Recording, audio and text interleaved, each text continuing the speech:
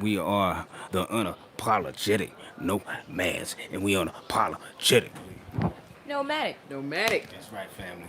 That's right. We got it. We got it out the way early. Yeah. So we here today. We are the unapologetic nomads. We are live here in Bujumbura, Burundi. That's right. If you don't know who we are a family of nomads who travel. We've been traveling while we were inside the United States because we're from the U.S. and we've been traveling. We left the U.S. in 2015.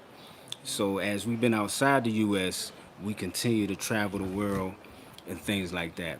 We've been to a lot of different countries. We have lived in a lot of different countries since we've been gone. A few countries here on the continent of Africa. We lived in Tanzania. We lived in Rwanda, and we're currently in Bujumbura, Burundi. That's right. Are there any other countries we live in Africa? Now, we haven't lived in any other countries in Africa, but we have visited quite a few countries here. Some most notable countries that I like to talk about that we visited on the continent are Kenya, Ethiopia. And Ethiopia is a beautiful place, beautiful spiritual place. Kenya is as well. We visited Egypt. Um, what else? Oh yeah, South Africa, Johannesburg to be exact. Shout out to South Africa. We also visited. I think I'm missing one, but then I don't know. I know we've been to Zanzibar, Rwanda, Burundi. It got to be some other ones. Yeah, when it comes to our heads, then we'll say. But we visited a lot of places on the continent. We were in the Middle East, in Dubai for a time, and we also lived in Cambodia for a time, family. So we're real traveled outside the United States, and here in Africa, when we came last year, or was that 2 years ago? Was it 2020? I believe it was right when the COVID thing was happening. We visited Africa, Rwanda to be exact, and since we been in Africa, we noticed it's a lot of people moving to Africa, family. A lot of people in the African diaspora moving to Africa, family. And today we just want to talk about why a lot of people are moving to Africa from like Western countries such as the United States, Canada, the Caribbean, and things of that nature. And I even think South America is people coming to Africa from South America. And as we've been here, seeing the influx of people coming to Africa, we also see a lot of people who come and then they leave, family. So this show is we're asking a question like, why is a lot of people coming here to Africa, you know, and why is it people coming here and leaving? That's the question we're asking. If you know the answer to that question, you may leave it in the comment section, family. Now, we have our educated guesses on why these things are happening. That's what we're going to be talking about today. Before we get into everything, I just like to give a shout out to Lady J, who is currently in the building. Hello, family. I signed up for the webinar taking place on January 16th. Thank you so much for signing up for that webinar. Signing up for the webinar with the unapologetic nomads. I didn't know we was doing one on the 16th, so I'm gonna ask the beautiful wife. Yeah, let's see if you got that right first. Hold on. All right. Hey, peace and love. Shout out to you, Lady J. I haven't posted anything yet. I hope it's not an old post that you're looking at. It will be posted soon. So I'm not sure. I didn't see your. Maybe you're talking about the one that was recently that you attended. So yeah. Maybe you're talking about the one recent, that the past one that I just had. So yeah. But I didn't post anything yet for January. So but it's coming. Yes. Yeah. So now just to say real quick, yeah, I'm back. I'm back. Something happened. I cut off real quick, but I just want to say, when you join the webinars, you get a lot of extra information, a lot of information that we don't say on the lives because YouTube is so how can I put this? It's so picky with the things that you can say. It's so censored It's a lot of things we don't go into in detail. And plus, when you get the webinar, we give you a lot of game that we don't give on YouTube, because it's a lot of game that's to be sold, not told, family. That's just what it is. But yeah, so you see, you need to prepare yourself and not say you want to stay permanent, but explore a few things and how you can be able to come to be comfortable with location. You get to okay, yeah, and we're gonna be talking about that kind of stuff today, because today is actually alive we're doing. Shout out to you, AK, A Cope. Sorry, yeah. Salute to you too, family, for being a member on our channel. Yeah, salute to you. But today we just want to talk about and brainstorm a few of the ideas and things of why people are coming and why people are leaving now. Why we came, we have our reason why we came. We are a nomadic family, so traveling is in our spirits. You know what I'm saying, family? We're from the U.S. Our parents are from the U.S. My grandparents. That's all we know. You know what I mean? One thing about us, Black Americans, or if you want to call us foundational Black Americans, who are Americans who were there before the foundation of America. One thing about us is that, yeah, a lot of people say we're African and things like that, and I understand that. We do have a lot of African connections, but we have a disconnect somewhere with Africa because a lot of us and our families, we don't know no relatives in Africa. A lot of us don't know what countries we come from. Sorry, and a lot of us also when we come to Africa, we're foreigners. And everywhere we go, everywhere we have visa, things we have to do. So there's nowhere that we could go in Africa and be like, all right, this is my country. I speak the language here. A lot of us don't speak African languages. So that's where the disconnect comes from. Somewhere in our ancestral line, there's a disconnect with Africa. You understand what I'm saying? And a lot of us are in Africa trying to pick up the pieces and find that, a lot of us when we're here, it does feel like home. So that's a quick history on us in case you guys don't understand why some or a lot of us Black Americans don't want to be called African American because that connection has been severed in a way where we have no ancestral memory of Africa. Okay? Now, I'm gonna introduce everybody. I'm Aaron Jackson, aka Belucci. Y'all know me, thoroughboy from Philly. This is the lovely Ayla in the building, artistic. Hello. Yeah, I'm Ayla. yeah, Hello, everyone. that's right. Hope you're doing good. And then we have the lovely, wonderful, and beautiful, also elegant wife who is currently in the building. Peace, love, light, everybody. Thank you for joining us again today, and have another good topic for you. Shout out to Lady J. I just responded to you. I didn't know you were referring to the one with, yes, the one with the group of different YouTubers, T3 and and others. So definitely understand. Got you. I thought it was one you were referring to that we were putting together, but yes, shout out to everybody who's on here right now and the members. We have A Cope in the house once again. And we have a comment from Raymond. Said, okay, fam, you can't just say you will pack everything and move without knowing where you are going and how you'll be able to sustain yourself. Need to prepare yourself mentally, physically, emotionally. Yeah. Yes. Nice. We do definitely agree. So we'll talk about some of the reasons that okay. We'll talk about some of the reasons that we think this is happening, quite often. Yeah. Definitely. Yes. Yeah. Oh, Orangeburg in the house. All right. Oh, you're stomping around. What was around there? Shout out. I see stepping stones to home is in the building. Shout out to them. They're home folk back from South Carolina. They are currently residing in TZ, Tanzania, and check them out. They also have a YouTube channel. Wonderful content. Check them out. Stepping stones to home. Shout out to you guys. Shout out to the fam. Yes. All right, so we signed up for the conference on the 16th. Oh, cool. Shout out to S Brown 2003, who was in the building. Salute to you. Yeah, T3 and me organized it's a conference And make sure you check them out at T3MB on YouTube, family. Yeah, and you can get more information on that. I don't have the flyer in front of me right now, so I don't want to say anything. That's not. Just check T3MB out on YouTube, and you can see everything from their page, family. Yeah,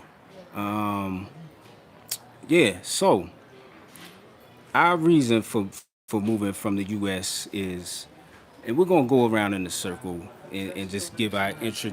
Yeah. Do that, cause that'd be a lot better if you do that. Yeah, because moving the camera and shaking it, I like to give the viewers a yeah a good show without having to move and shake the camera and things like that. I like everything to be You can put it there. crispy That's what I'm saying. and things of that nature. This ain't going. This ain't going. Nah. It's bad. I mean, it's cool. It's cool. Sure. Yeah, it's cool. Yeah, sorry about the formalities, family, but we trying to get everything together for the beautiful people in the building. Yeah, yeah. So, so one of my reasons for moving from America to just to abroad, because we didn't move straight from America to Africa. We actually moved to the Middle East. But we always knew in our heart of hearts that we wanted to move outside the U.S. because, we lived the U.S. experience in the U.S. being Black American. And I know y'all hear this a lot, but being Black American, because it's true. You hear it a lot because it's true. We're not treated, or we do a lot of work, family. We put a lot of work in. We have a lot of ideas that in the U.S. is a struggle. You know what I'm saying? To put your works. Well, I don't want to say that, but it's a struggle to do your work and to get the respect that you deserve. A lot of us. Sorry about that, fam. But yeah, a lot of us work jobs like 24/7. Some of us have two, three jobs, and we're working, and it's like you have no time to live. You understand what I'm saying? It's like you just constantly working, thinking about your next dollar, because prices are so high, where you're living is high, food is high, your bills are high, and it's like, is this what life is about? Just work, and then it's like you got to walk on eggshells in certain places because, if somebody white or somebody calls the cops on me, I could get killed. It could be an issue. So you have that fear of getting put in jail or locked up for something you didn't do, or it's just a constant fear of something that can happen, or something happen to your family. It's not safe for children to be outside. It's a lot of people getting kidnapped out there. It's a lot of people. It's just a lot, family. When you think of the American experience, it's a lot to go through. So the brothers and sisters, I'm out here we've been out here in Africa for a while, and we feel you over there. And it's something that we do have to overcome over there. Moving out isn't always an answer. You know what I mean? It's a lot that we have to overcome in America. It's a lot of work that we have to put in. You understand what I'm saying? So a lot of us move out to find a better life, or just to find a place where we could be and not have to worry about all the stress of just trying to make it day to day, where we could just be there, be free, and just live life without having to just work, or living in fear, family. Yeah, but that was my reason.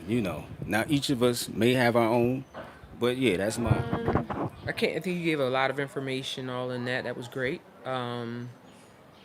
Quite a bit of information, but anyway, I think that the gist of it is definitely people feeling the weight of racism. To go to the square root of things, which is the root of a lot of things that happen. It's like a domino effect. So where there's racism, there's inequality. Where there's inequality, there's so many other things that go with that. Like, us disproportionately being just misrepresented in so many facets of life there in America, where we come. We can only speak of America. That's where we come from. That's where we were born and raised. So, and this is where we bring our life or take our life experiences from for so many years. And I think that even on jobs, the jobs that we work, you have to be like just almost overqualified, and then that's a problem. You have to always be up to par, even um, better than your competition, if you will. And if you're not, it's still going to be a problem. Somebody's always going to come up with some reason why you're just not good enough for that particular job, if you will. For as an example, and I'm an educator for over 20 years, and it's it's become a business, to be honest, and especially in the U.S. So it's like the things that we suffer as educators. It's too much. There's a lot of pressure on educators right now, in so many ways. It's education used to be an art and a science, and the art and the science of it has been uh, pulled away from it years ago. So it's not easy. You know, you're now taught to be more or less a robot. Teach this way, do this way, and then still there are all these issues and things that come with it. And then responsibility is taken away from parents and children and students. As far as like taking responsibility for your own education and being responsible with that. So that's one thing. I started getting fed up with that whole system. It's draining. And then now with what's going on now, there's just so many added stresses on top of stresses, and then you have this environment where people are losing it. So there's a lot of depression going on right now in the U.S. Yeah, so that's a lot. It's a lot going on. Stress being the number one killer in most cases of a lot of that what's happening in our society. It's not a good thing. And as parents, we also saw the need for us to raise Ayla, our daughter, in a more happy, if you will, happy environment where people are kind and loving, and you get fresh food and good conversation, and you get to be in nature and to just, it's totally different. It's two different worlds. We're in the U.S., we usually think that, oh, this is the best place in the world until you leave. You don't see anything. You don't see it until you leave. It's like being inside something. Until you're outside of it, you don't see what you're in. And we left, and me and my husband were having a conversation with that. I say, honey, is this what we were doing? And you think about it. You think about how free and how amazing it feels to be in a different environment. And you think about how it was when you were in that previous environment. You're like, wow, is that what it was?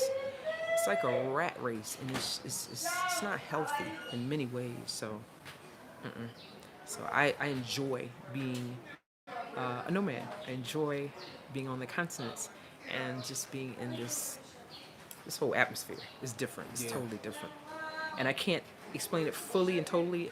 You have to make the choice and decision to visit and see for yourself. Yeah. Hello. So, Ayla, do you want to add to this, like why we left? I know you were real young when we left the U.S. We just really put this topic. Ayla actually the one who came up with this topic. So, yeah. Um. Well, yeah, it fits. I guess probably the same reasons they are good over there. Anyway, sorry, there's a lot of going on. Anyways, but for the same reasons, being in America is just different. I was little, like in school, I was going to school and everything. And kids are a little different. A little different. Everything in America is fast paced. Everything. Kids growing up fast, very. So it was like I was not really like the other kids. So sometimes it'd be hard to try to fit in. Like I had friends, but at the same time it was like you don't want to be in the wrong crowd. It's a no. So when we left, I was a little sad, but not that sad. I was kind of excited, honestly. I was like, shoot, this is a new adventure. So when we went to UAE, at first it was a little rough because you kind of did start missing my friends a little bit because we was there for a few months and we didn't I don't think we had friends yet because we were still in the beginning stages of moving here. So, but yeah, basically, things got better, you know. I made friends that were around the same pace I was at. We weren't, you know, we had time to live, slow down. Yeah. Yeah, and now we're all in a system of white supremacy, but in these Western countries, it's turned up a little more. Yeah. You know what I'm saying? The turn up of white supremacy is at extreme, especially in the USA. And a lot of times we tell people these things, they don't believe us, or they think we're the problem. You know, and it really, we always been a people, we're inventors. You know, we're people with bright ideas and bright minds.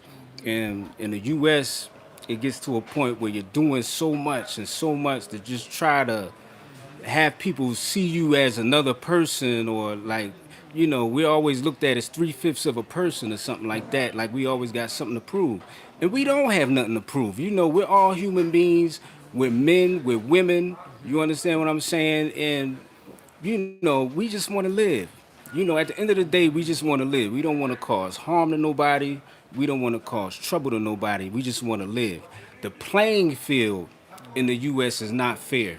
It's not a fair playing field. I don't care what nobody says. Now, if you're an immigrant coming to the U.S., it might be a little, you might think it's fair, you know, but us living there for hundreds of years, possibly thousands, you know, from our ancestors there, you know, it's not an even playing field, family. For us, it's not.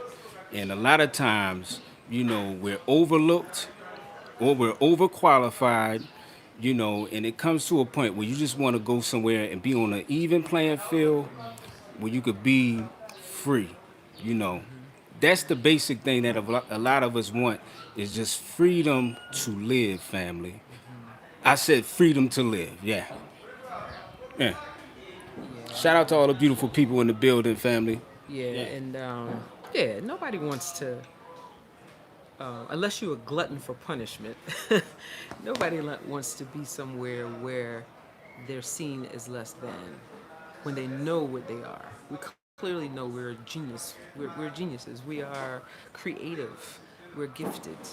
And for someone, okay, if we're, even if we're different races, right? We talk about white supremacy. You're white, I'm considered black, or what? Uh, we both get cut, we both bleed blood. How can you tell me you better than me? Okay? So, you know, it's just that simple, but a lot of people don't see it that way. It's like, wow, you know, but you are governed by the rules and unfair treatment and laws and regulations of people who think that way, think that they're better than. And we know who we are. We know who we are.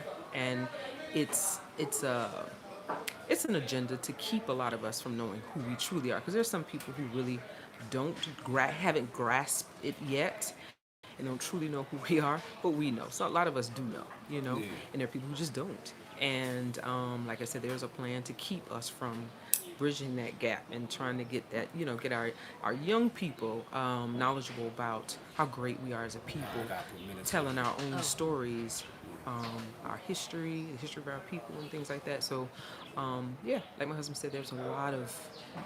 I gotta put minutes on here. Okay, go ahead. I'll pause there. Yeah, sorry about that. Sorry about that, family. I gotta put some minutes on here real quick. So start at 15 and then start counting down. We lower than 15 seconds. I'm an immigrant who lived here for more than 24 years.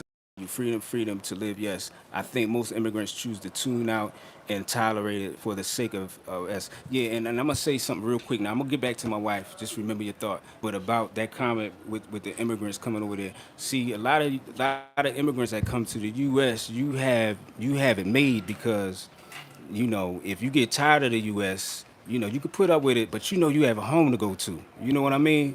Us, we are from there. We don't have no other home that we know. You know what I mean? Yeah, a lot of people say we're African and all that, but we don't have that connection that some people have. You know, we can't just go back to the Caribbean or just go back to our country in Africa or wherever you come from. You know, we have to stay in America and figure that thing out, you know. And it really hurts when immigrants come over there and side with white supremacy to help to keep us in the situation we in. That really hurts because we don't do that to y'all. You know, every time we come out here, you know, it's always a positive thing.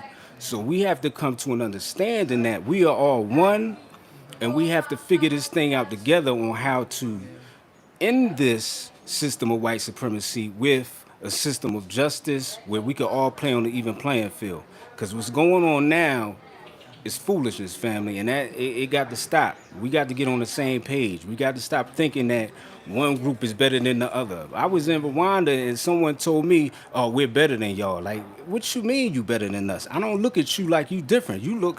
I look at you like you the same as me. And these people in the system we in, you the same, family. You might think you different, or someone might have told you, but I'm gonna get back to the lovely wife, and we're gonna finish that because I don't want to continue. Yeah.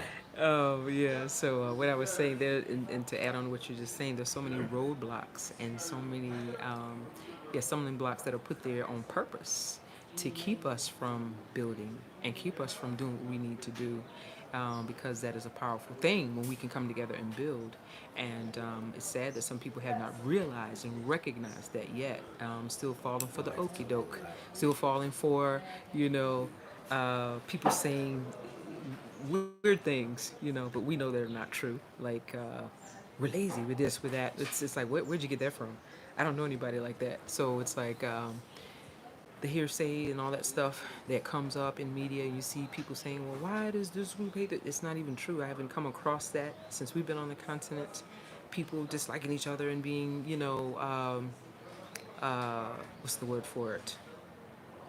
I don't know, just people not getting along. I haven't seen that since what I've experienced in travels and being on the continent. But we find a lot of people that are put out there to cause confusion and cause problems and keep us from building with each other. So that's one reason too. So, falling into those things and not having experiences of your own is a problem. So you need to have more experiences of your own. Travel and visit. Our keyword always is visit a place. Visit, visit, visit, visit.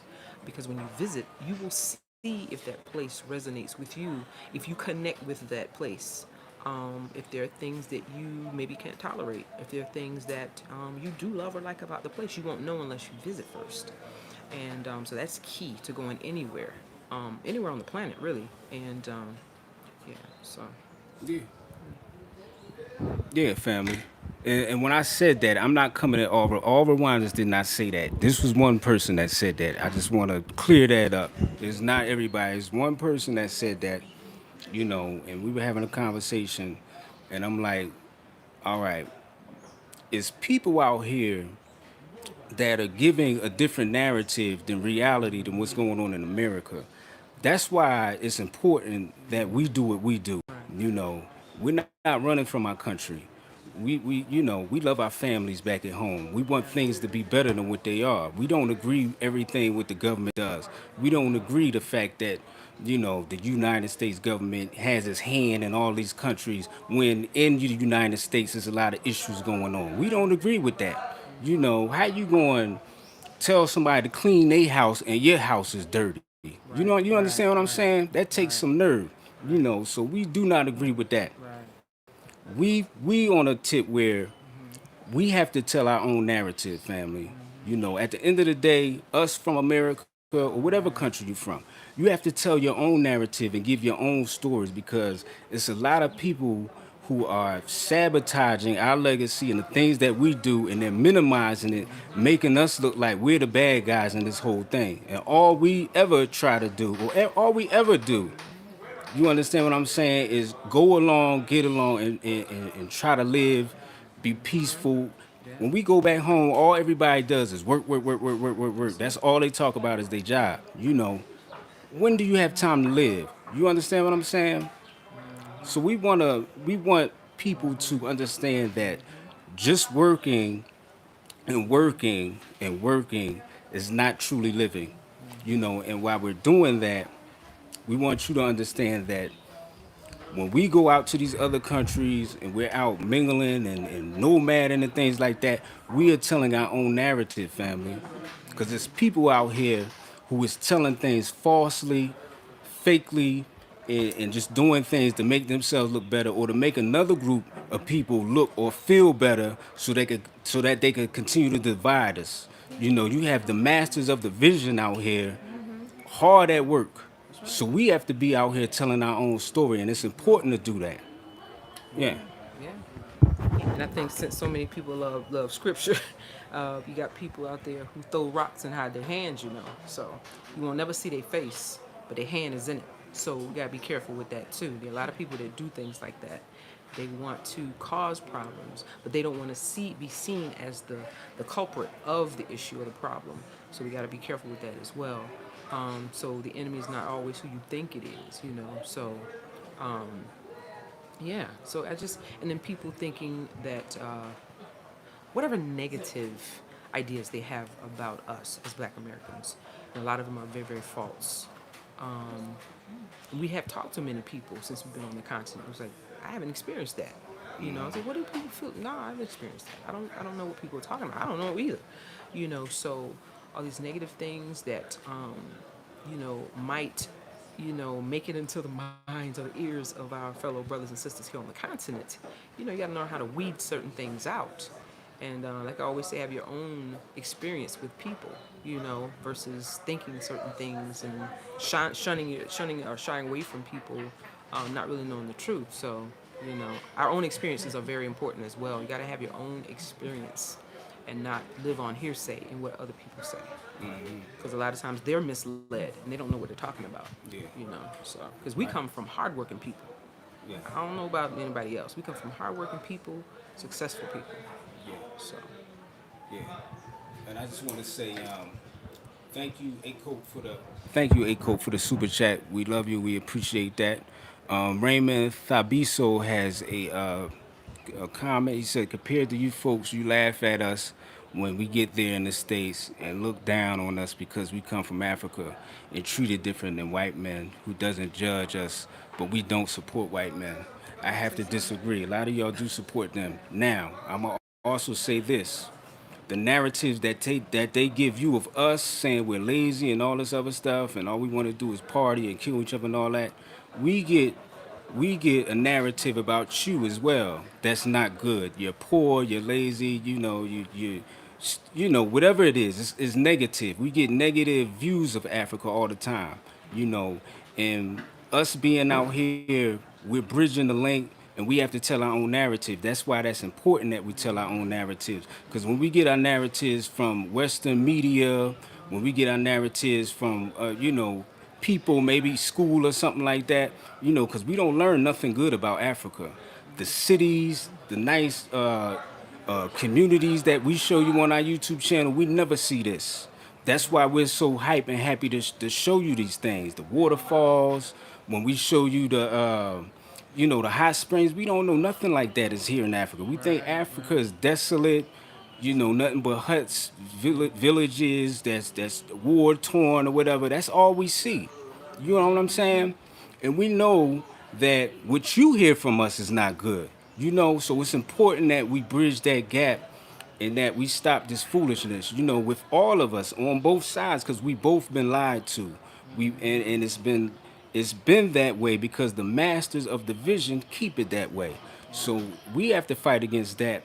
We all have to fight against this white supremacy that is destroying the world. It's destroying the world, family, because before white supremacy, the earth was clean, the skies were clean, the waters were clean. Now everything is jacked up. As soon as white supremacy came down on us, we all been jacked up. You understand what I'm saying? There's no country in Africa that's just the greatest country. There's nowhere in America that's great for black people. There's nowhere that's just the greatest place for black people that's totally, free from white supremacy. So this is all of our issue and all of our problem. We all have to learn how to overcome that. Yeah. To add on, we have to stop taking our experience with a handful of people or one person and masking it and making it everyone. Because I'm sure that happened. I'm sorry that experience, you had that experience. Maybe if you were talking about an experience you had if you moved to the U.S., I'm sorry you had that experience, but you can't just say that's all black people. All black people didn't do that to you. So we got to stop making it everybody, because you have one experience with one person or two people, even if it's five. That's not a million people, and you can't put that on a million people, because a million people don't think the same thing. Two people don't think the same thing, but we don't have the same brain. So you can't keep saying, "Oh, this is it." No, that's ignorance. That's very ignorant. I'm sorry. I have to call it what it is. Because if that's an experience with you, or exchange between you and these people or that group of people, that doesn't make it everybody in that whole country. That really doesn't make sense to me. I've never mistreated people, and I'm not going to take the responsibility or the blame for you being mistreated by a handful of people, because that's not every person that looks like me that has done that to you, and vice versa. We may have gotten, there are people that come here that may have gotten mistreated, but they don't say it's everybody on the continent. That's ignorant. Not no two people think the same, and we got to stop doing that too. And then acting as if though our experience with people that don't look like us is perfect. It's not, because there's a reason for that. There's a reason. And if somebody's getting close to you and telling you these things, what is that saying? A dog that will bring a bone will take one? Is it the opposite? A dog that will bring a bone will take one? Well, anyway, people that tell you negative things about people, what I'm trying to say is the same people that do the same thing to you. Okay? Yeah. So you got to be careful with that.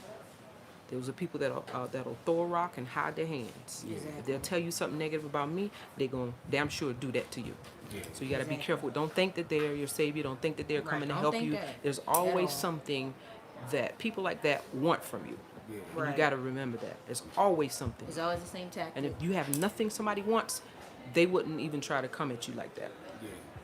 Yeah. And another thing I want to say real quick, just because we're talking about unity, white supremacy, and stuff like that, does not mean we hate white people. That No. does not mean that. Don't take it that way, because that's not what we're trying to do. You know, we love everybody, family. The only thing we want to do is live free. You understand what I'm saying? And be on an even playing field with the things that we do. You know what I mean? Here in Africa, it's a lot of hands in here. You got Asian hands in here. You got, European hands in here, just doing a whole bunch of, stuff. You know what I mean? It's like a lot of people that we see are not reaping benefits, off of the goal or off a lot of things going on here. It's still like, for instance, I'm gonna just give you a quick, what you call that? Quick example. Yeah, my head's not all the way here today, family. I'm gonna give you a quick example. Now, Dubai, all desert.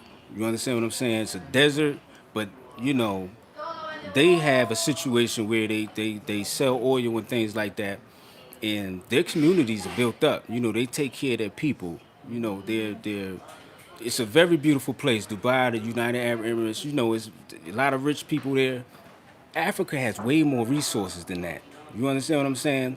But Africa doesn't look. There's places in Africa that don't look nowhere like close to that, and it should look way better than that because there's more resources. It's people sabotaging this continent, family. You know what I mean? And a lot of them don't look like the people that's here, family. A lot of them don't look like the people that's here. So we have to learn how to overcome this supremacy that is on us, and we have to learn how to play on an even playing field, and it has to happen. And we're the only ones who can make that change. But yeah, that's the reason why we left America. I know that went in a little deeper than probably what it should have, but And this, I just want to ask a question. Why do you think a lot of people come here, leaving America or the Caribbean, Canada, the UK, and why do you think they come here and then they leave Africa? okay, I know why a lot of people come just from talking and having, like I said, my own experience and talking to people off camera.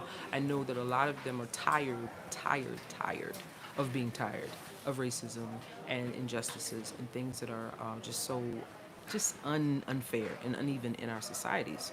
So that's the gist of why most people come. And I think why most, or not most, but some people end up leaving is they're not prepared. Not prepared, not doing the research, not visiting, like we always say, visit a place before you decide to just uproot your entire life and move there. Visit first and see if it's the place for you. One country might be for me. It might be a great experience, but it might not be for you. Like in all aspects of what it is. That plus making sure that you have a way to take care of yourself and or your family. If you're a family, financially you have to have a way to take care of yourself. You can't just think it's going to be a long vacation and you're not going to run out of money. You got to have a way to generate income and keep it coming in. And that's why I enjoy having these webinars and we like, sharing with people and giving them information and ideas. So being prepared is important, Gotta know how to do that. You can't come on on a whim and think, oh, it's gonna work. I'm gonna start business tomorrow. And there's a lot of opportunities for business on the continent. However, you can't expect that to just be to be magical in one day. It takes time for any business to grow and for you to reap the benefits of a business. So you have to have a way to sustain yourself until that business picks up and it grows. So those things are important as well. So I think those are the main reasons. Just not being prepared, and financially is a big one. Being prepared financially, that's a big issue. Yeah. All right, so Ayla, why do you feel there's a lot of interesting comments going through, and we're gonna get to that, family. We're gonna get to that. Why do you think a lot of people are coming, and then leaving Africa? Well, of course, basically what we just explained. A lot of us are trying to get out of the States. As we said, it's very stressful. It's just too much. It's always something. Always something you gotta deal with. I mean, that's anywhere, but over there is like another level. Always somethingness. So a lot of people are trying to leave that. They come to Africa. The thing people miss, though, when leaving, because they're so... Oh, yeah, the tip. A thing many people miss, though, when leaving is thinking they're going to be in a fantasy world, the dream place. That is not it. That's not... You got to be realistic. That's why we always say visit, for one. Because, especially if you're coming straight from America to some of these countries, is totally different. Africa is different from America. Very different. The way they do things is different. I'm not saying it's bad. I'm just saying it's different. You're not used to some things. Some things it just catches you off guard. But it's the normal things that people do. So it's like you need to visit first and see what's going on. Many people don't do that. They just get rid of everything back at home. Sell their whole house, their dog, their car, pack it up and roll without a backup plan too. That's another issue. People barely have backup plans, and they just think they're just gonna go to this paradise. No. Yeah. And when they get there, and then they try to settle in, because visiting somewhere is way different than living there. Yes. So that's why we say visit. Yeah. To really get a feel out. But people don't do that. So when they get there and they're settling in, and they start seeing the hardships and stuff you may have to go through, whether stuff gets expensive. When, like we were saying before, it's not like we could just get things easily over here. Like, we're American. At the end of the day, we're foreigners. Yeah. We don't get no free visa. None of that. You got to pay for visas. You got to pay for, well, now since COVID tests and all that. But it's always something we have to pay for, and more since we're foreigners. You got to get used to bargaining prices. Some people don't like that because in the States we don't do that. Yeah. In the States, your price is the price. Everyone pays the same. They don't do that here. So it's something you got to get used to. Something that catches you off guard. That's what I'm saying. So many people, it just starts piling up the stuff they're not used to. And so it just makes them, it just stresses them out. And they're like, yeah, it's enough. Yeah. It's enough for me. It's enough. Man, it's a lot of interesting comments. Yeah, it's a good one. Out of many, we are one said people who don't travel, I said it earlier, usually are not open-minded. That either. And if you've never really traveled before and been to other places outside of what you're used to seeing, what you might experience might be totally different from what you're used to. And you're like, I don't know if I can do this, so that's why it's good to travel and visit. Visit is the key word. Visiting places to see what, all the aspects of what that life is like, what life is like in that place. And not being open-minded. Like, there are people who still wash clothes on the scrub board. Yeah. On the continent. They do it, and that's what they do. That's how they do it. Right. It's not that they don't have washing machines. It's just how they do it. Right. You scrub your clothes by hand. Like our ancestors used to do that. I remember my grandmother doing that way back in the day when I was younger.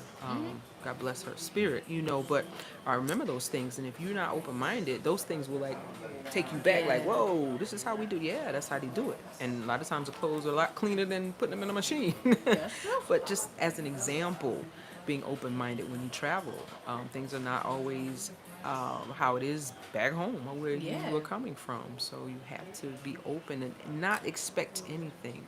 Stop having high expectations of places when you travel. Just go with a blank slate, not thinking anything. When you get there, just experience. Enjoy the experience. Enjoy the experience. That's true. I have one thing to And say.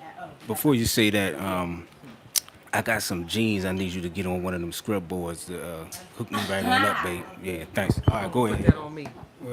What's wrong with your hands? Well, you my wife. See, me being the head of the household, right? Yeah. Yeah.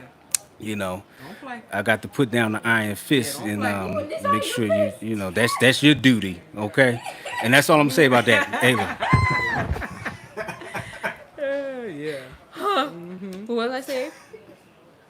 Dang, hold on. I was about to say, yeah. Oh, but expectation. But yeah, expectation. Let me tell you something. Throughout my life, I've realized having high expectations that ruins. Don't do that. Yeah. What I've learned, always have the worst expectation.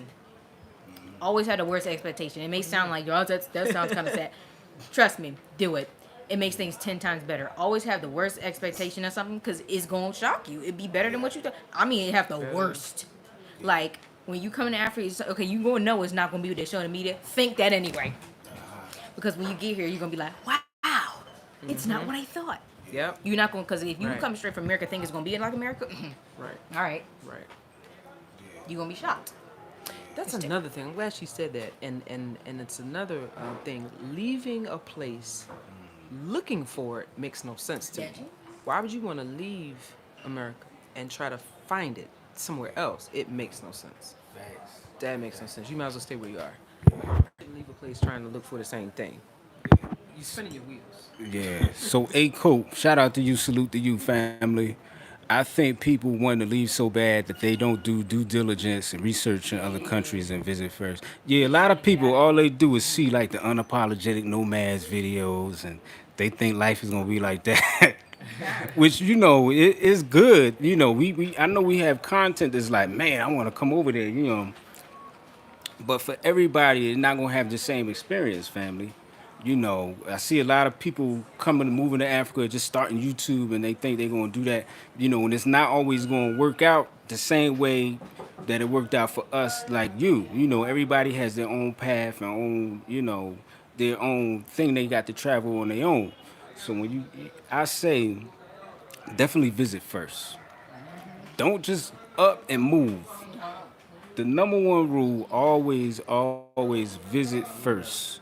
Now, if you don't want to do that, live your life like a nomad, family, because that's the best thing you could do. It. Make sure you have enough online business or rental properties or something back in the States or back wherever country you're coming from, where you can still manage or get money and do things like that, because you will run out of money out here. Don't think since you could pay $1 for a buffet and what $7 for a hotel that you won't run out of money, because you will run out of money, family. You got to have something that's coming in as well.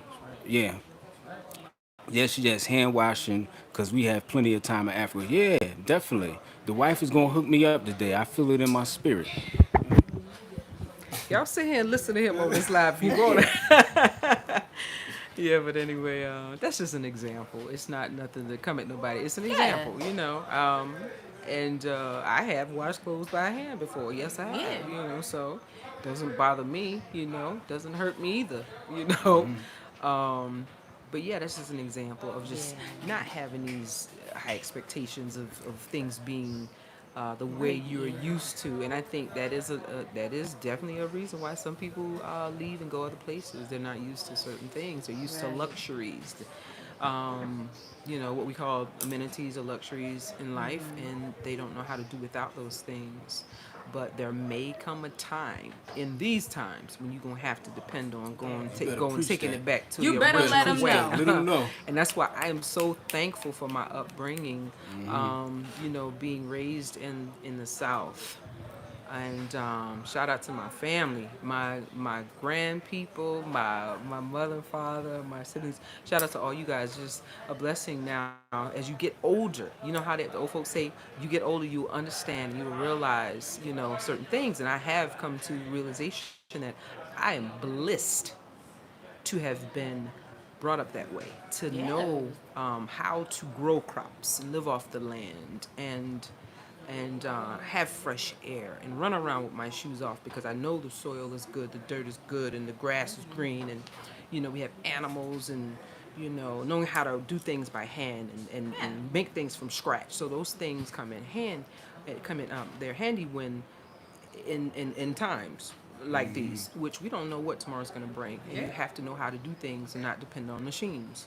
And technology is real, and huh. Yeah. But yes, Yeah. Facts. you better preach. Yeah, like the words of what's my brother, the album Nas and what's his name? Marley. Yes, Yeah. yes. It was Distant Relatives. Distant relatives. Yeah, it was a lyric from one of the songs. Do you know how to milk cows even though you drive cars? So that's real right there. And to a lot of people saying, you don't have, they wash their clothes by hand because they're poor and all this. Let me tell you something, family. We're now what they say is the poorest country in Africa, and I haven't seen so many happy people in my life, family. It's a lot of happy people here.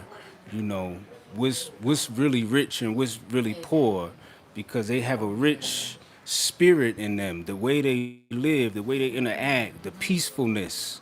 That's rich. To me, just living in peace. Being able to love and just do just certain things. That we see here. And we don't see this back at home. Like for instance, I was walking from the place we're at now to like the place we live, and it's probably like 2 miles to get there. And we're walking. I was walking with my good brother Ishmael Steve. Make sure you subscribe to his Instagram. And we're walking through like thicks of people, thicks of brothers and sisters out there. Now, being from Philly, I can't just be walking in people's hoods and walking through thicks of people because it could be danger. If somebody could say something could jump off. I just wouldn't feel comfortable at a certain time of night walking through certain hoods or certain areas. You know what I mean? But out here, nobody is on that time. Nobody's thinking about hurting nobody. Nobody's thinking about doing anything to their brother or sister. You could bump somebody and there's absolutely nothing. You know what I mean? So that's richness to me. As far as money and all that, that's some made up concept. This is a rich land. This land has a lot of minerals, a lot of resources here. You know what I mean? So it depends on what your definition of rich and poor is, family. Because I see people who wear the same stuff every day and they still happy and they still have smiles on their faces, And I see rich people on TV who crying. It's people committing suicide. You understand what I'm saying? So all that wealth and all that, that's your mentality and what you believe it is, family. Yeah. Yeah, that's some people's definition of wealth. So I see money as a tool. I don't worship money, and it's not my God. It's a tool. We should always see it as a tool to get things done. And so shout out to Kate and Pat for the super chat. Thank you. Also, and that's A Cope. Yeah. A Cope as well for the super chat. Thank you so much, both of you. And Kate and Pat has a great question. What are the pros and cons of living like a nomad? Good question. That's a good one. That's a good So one. I'm gonna give you one. I'll let them go around. One for me. Start with the pros, the good things.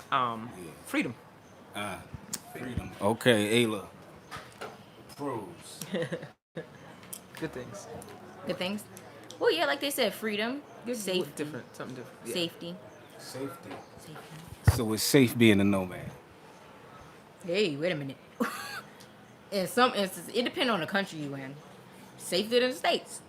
tell you Okay. that. All right. In a lot of Okay. countries. Fair. All right. So mine would be being a nomad. Now, when you move different places, and I moved a lot in my life, family. It's like a honeymoon period where everything is new. You enjoy this, you enjoy that. Everything is peace and serene. We get that feeling over and over in every country we get. We don't have to really settle and deal with a whole lot of issues that the people have to deal with settling. And that's any country. We don't have to get into politics and all this other stuff because we know we're nomads and we move around. Even if it's from a city to a town. We stay in that honeymoon period of moving and things like that. Like if you're the new kid at school and stuff like that, you get that feeling wherever you go. Yeah. Yep. Another one for me is get to set your own schedule. I don't like punching clocks, and I know a lot of what we do, our businesses are online. It's how we make money, and set your own schedule. That is Live true. life on your own terms and not based on an alarm clock. I do not miss an alarm clock at all. Yeah. Yeah. I would say another pro, being a nomad. That's a good one. Trying to like figure some things out. You kind of said a kind of the ones I was thinking. All right. All right, so Oh, okay, he got it. all right, so we're gonna go with the cons. A con of being a nomad is you miss family, things like that, and sometimes when you move, you miss a lot of friends. It's hard to get real close, attached relationships with people because you're gonna move. Even though we'll come back eventually, you just dang, I got to leave, and that was my boy, and or that was my dog or my. Right. So you got to leave, and then you leave in a cool country sometimes. Yeah, that's a tough one. That's a tough one. Forming relationships, definitely. That's a big one for me. Yeah. Forming relationships and knowing that you're gonna eventually one day leave or trek on to the next location. And like you said, you make you circle back and you come back. But yeah, and let me see. Something else would definitely be. Oh, I can't think about that right now. I think that's a big one for me. Yeah, forming relationships and leaving behind people that you consider family and friends, really close friends. So yeah, it's a big one. Yeah. So, Marilyn Jones, shout out, peace of love to you, family. Thank you for the super chat. Great new day, family. Glad to catch the live. Have a terrific day on the nomadic journey. Thank you so much. Every day is a journey with us, and we appreciate what the Creator has in store for us each and every day. Yeah, I say to the ancestors. Ashe. I do have one. I just thought of like going to different places, not knowing the internet, Wi-Fi. Oh boy.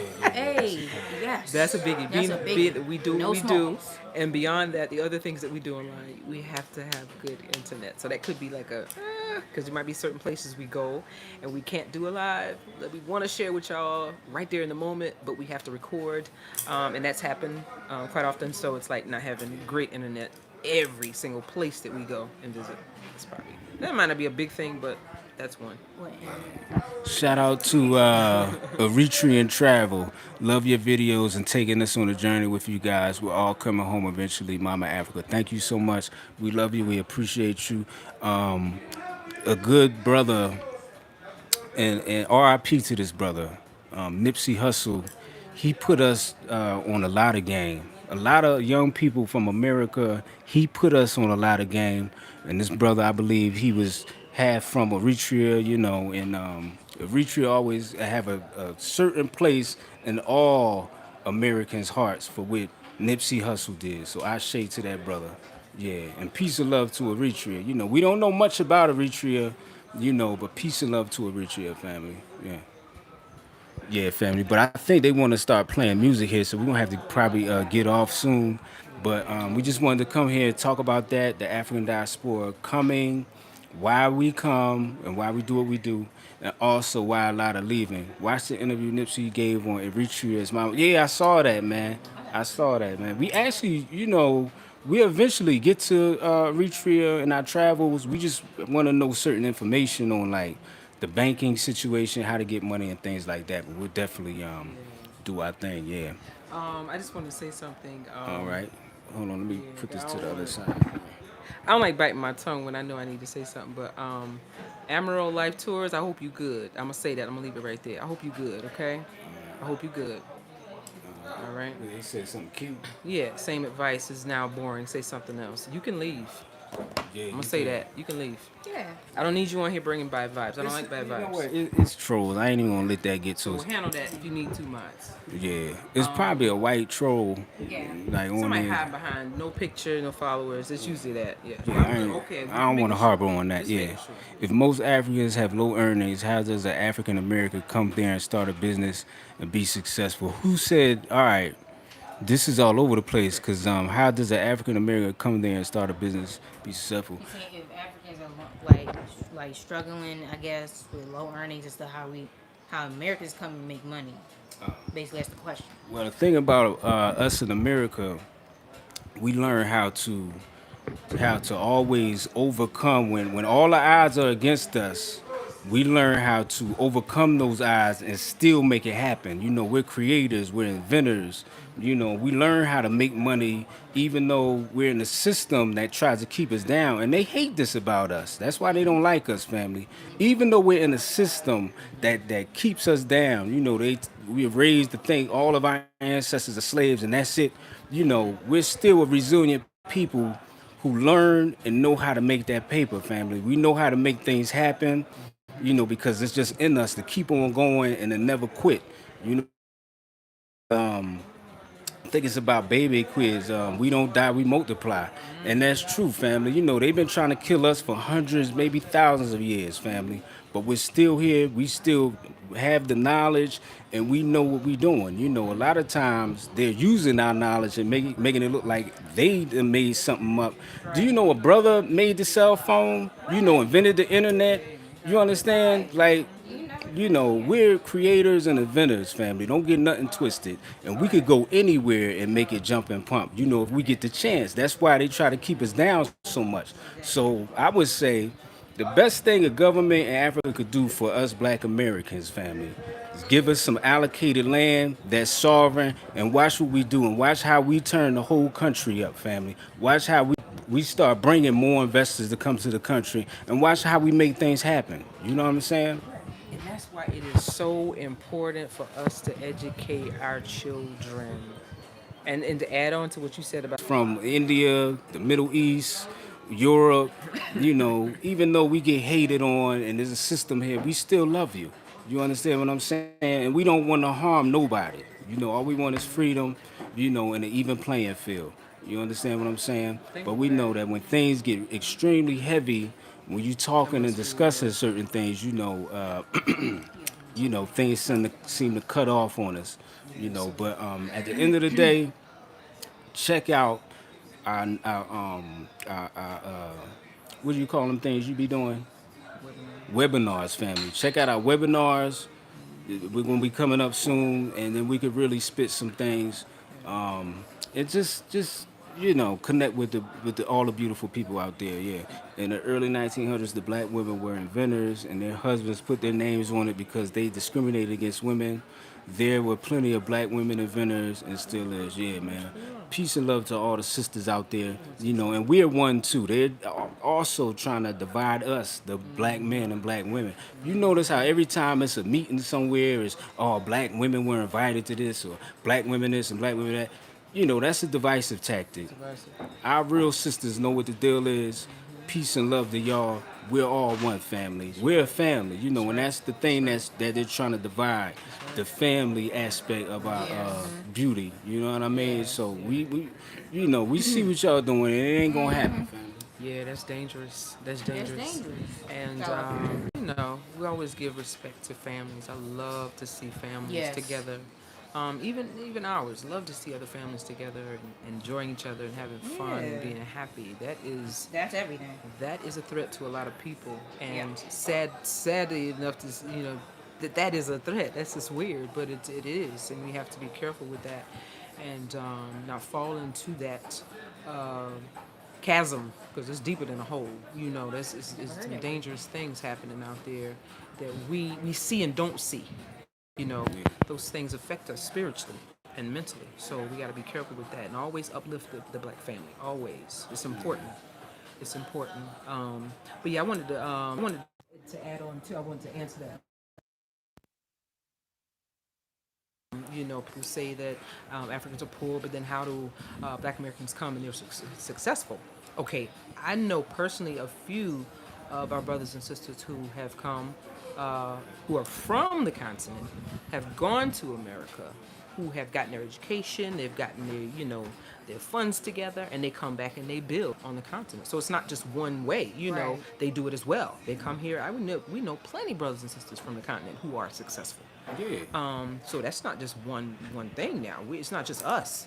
As a matter of fact, here in Burundi, there are a lot of brothers and sisters with their own businesses. That's Yeah, true. that's true. Like whole families. So run that's not businesses. true. And then on the flip side of that, the Black Americans that do come, they come with their, their paper, their money, whatnot. It might not be a lot. We personally know a couple of our brothers and sisters from the States who haven't received a dime yet. Right. The business might look successful, but they actually put their workers and they're hiring people. They're giving people jobs. You know what I'm saying? It's not they coming here living off people. No, they're coming here building businesses and hiring people that need and have the skills and need the work so that they can take care of their families and feed their families. We know one brother who pays his workers more than he pays himself. Yeah. So we can't be saying those kind of things. You have to really, really know what people are doing here on the ground. There's another business I know of, people hiring, they have paying their workers, and they have yet to receive anything or make anything from the business because you're not going to make something right away from a business. It takes, 3 to 5 years to see any real income from a business. So there are people that come here with a big heart and they build these businesses, make these businesses, and create opportunities for other people, our people that look like us right here on this continent, giving them opportunities because they know they have the skill, the know-how, and the brains. So, that's what's happening right here on the ground. That's what we have witnessed. So, yeah. And all that takes time. It's not overnight. And, The so. whole thinking that we lazy or we just always got money, that gotta go. Because that ain't what it is at all. We are some hard workers. We go through a lot. We built a lot. And we still build a lot. We got the knowledge. We got the skills. All we need is what he said, an even playing field, and for us to be able to live to do it. Yes. And for people to stop being against us. Yeah. Because we ain't did nothing to nobody. Yeah. Never. That's right. Name one time in history of Black American from way back in time. When have we done anything to anyone? Yeah. And also, like, when we talk about, like, American history, just a few days ago, I think was the anniversary of that travesty that happened in Rosewood. And Rosewood was a city in Florida. It was a black city. Or it was a black town, where they had their own banks. They had their own everything, family. These people were very successful living and doing what they had to do. I believe it was in the 1920s, around that time, I think. Late 20s, 30s. Late 1920s, late 30s. And beautiful town, black people doing their thing. And some white lady was cheating on her husband with another white man. The white man beat her or something like that. And she ran back to her husband and said a Negro raped and beat her, So these white people got together and they burned the whole black city down. These people had nothing to do with it, but they burned the whole city down and was killing people. People was getting hung, And this is not the only story in America with us building something as a travesty like this happening. When we talk about Black Wall Street, when there's other towns in Florida where the same thing happens. It's like wherever we do that's positive for ourselves, our people, it's always got to be a hater in the mix that tries to knock it down or that does knock it down. They successfully destroy everything we built. We're getting tired of that, family. We want an even playing field. When I was talking about the sovereign land, I'm not saying that to kick any Africans out or that. No, we want to hire, we want to teach, we want to do what we could do to be of value to whatever country that allows us to do that. It's been hundreds of years where we had to live with people who were trying to destroy us, family. And we need time for mental healing, physical healing, and family healing. We need time, family. You know, we need that time so that we could do the things that we are brought on this earth to do. You understand what I'm saying? Yeah, definitely. And that happened January the 1st, 1923. That was the massacre in Rosewood, Florida. So if you definitely want to educate yourself and check that out, there's Right. a If you really lot want to of know. literature on that out there. Check it out because I think sometimes people don't believe what we're saying. They You don't. know, and it's like, no, it can't be. No. Like, no, it is. Oh, because they said it? It's Because true? they said Really? it's true. Yeah, Okay. really. All right. So check out the literature. I mean, there are people, I'm sure, with families of those people who suffered through that massacre. Yeah. But that happened January the 1st, 1923. That was I the know some of them Rosewood. still alive. And another one you need to check out is the Tulsa race massacre. That was the Black Wall Street my husband was speaking of. You want to check that one out. It's another prominent, very successful town where the black folks that lived there had their own everything. They even had an airport. They had oil fields. Oil field. They were, yeah, and I think that's one of the things that people Yeah. didn't like. They had oil. They found oil. They were drilling for oil. They had everything, anything you can name: hospitals, libraries, grocery stores. I mean, it was a very, very successful town, and the exact same story Yeah. that my husband gave for the situation that happened in Rosewood was the same excuse that The was used to same destroy tactic. this same city. The So same tactic. check that out as well. Since y'all don't believe what we're saying, I want you to Exactly. check some of Since this you always literature wanna out. believe people that don't I want you have to the best also interests at check heart. out a book called "They Came Before Columbus." Since a lot of you don't believe that there That were too. people, our people were there before. So there's another book there for you as well. There's so much literature out there, and I think it's hidden in books, and we need to start digging in these book vaults and start reading and educating ourselves and our own children and stop listening to this crap and this hearsay that people put out there Exactly. to hide the truth behind the truth. Come on now. Come on. So we need to start Let's be reading more. realistic. We gotta read. Yeah. I was about to say that's one thing I can respect about my school because they taught some of that stuff. Yes. That they would Columbus. He wasn't even in America. Yeah. He wasn't even in America. They were talking about how they had cities built. We had everything over there. We even had recreational stuff. It was a basketball. They showed pictures. It was basketball hoops and stuff they had. I'm like, what? Even I didn't know that. I'm like, what that? Yeah. We had a lot. Yeah, even that brother, I think it was in the 80s and 90s, the brother, what's the Nawapian brother, Dr. York? Now, I know everybody got their own issues with Dr. York and all that, but he built a place in Georgia. It had pyramids, everything. You know, they shut that down. They made it their goal to shut what he was doing down. So what we're saying is everything we try to do in America that has positive or positivity behind it, that has to do with empowering ourselves, people are set there to knock it down. You know what I'm saying? It's a struggle trying to get things going. I know the brother Tariq Nasheed trying to get a museum in L.A. and they shutting him down. They don't even want him have a museum. So you know, what could we do, family? You know what I'm saying? But even amongst all the hate, amongst all the foolishness, amongst all the people who've been just dedicating their lives to destroy us, we still come, family, and we come strong and we do what we got to do. And right now, we're speaking our own narrative and doing what we can to be free and also to free the minds of the masses, family. I said free the minds of the masses, family. But we about to roll out. It sounds like they about to play music. I don't want to get no copyright strike on this video. We love y'all. We thank y'all. Do y'all have anything else y'all want to say before we go? I just want to say thank you all for always tuning in, and thank you for the great exchange and the questions, comments, and just checking us out and making sure we're good and tuning in. We thank you so much always, and thank you also for you guys who sign up for the free mailing list. And you can do that, those who wish to, on going to our website on apologeticnomads.com and click the link. Sign up for our free mailing list. So you can do that right now so you won't miss any announcements, any notifications, and videos like this. So you can just click and share. Thank you. Yeah, and thank you all for watching today and things. Yeah. Yeah. Make sure you check out Ayla's NFTs. Oh yeah, my NFTs too on OpenSea.io. What's it? NomadicArt. Yeah, NomadicArt family. We love y'all. We appreciate y'all. Yeah, and we the unapologetic nomads, and we unapologetic. Nomadic. Peace.